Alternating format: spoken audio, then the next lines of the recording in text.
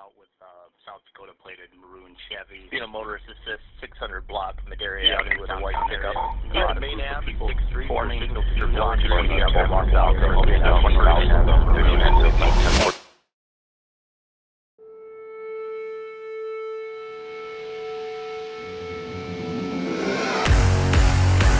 And I've been keeping busy. I know you're gonna miss me. 'Cause I'm a break free. Gonna miss me when I'm gone. Yeah, I'm a break free. It won't be long.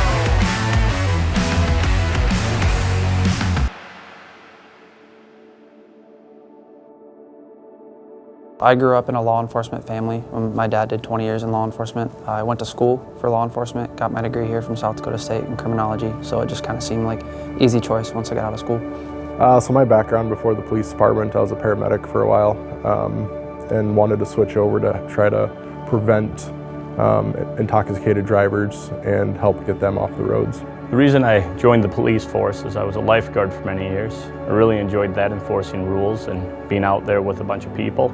Decided to translate that over and have some excitement and adrenaline in it. So training you go through when you get on the police department, you go through a 12, 13-week field training program here at the police department, and then from there you'll go through a 13-week academy out up here. So in this department there's a decent amount of room for growth. You can move up through patrol corporal, patrol sergeant, patrol lieutenant. You have the admin side. We have K9, SWAT, FTO, detectives, so there's a bunch of SROs, there's a bunch of different routes you could go. Before becoming a dispatch operator, we go through 13 to 14 weeks of in-house training. We do a two-week training in Pier, and then we also do EMD training, which is medical dispatch training, in-house as well, and that's a 2-week long training. That's when after you start as a dispatcher. The best part of my job is helping people. Sounds generic, it's what everybody is here to do in a way, but that's what I've always wanted to do.